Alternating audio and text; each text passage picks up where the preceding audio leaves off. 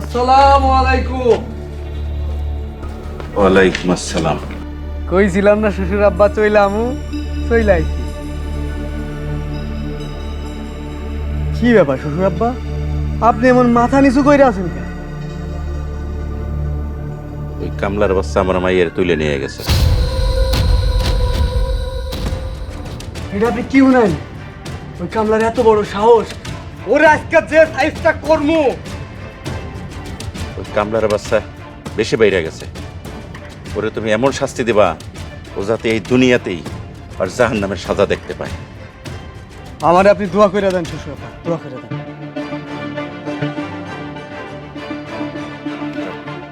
কামলার কাম আমি আজকে তামা তামা কইরা দিব।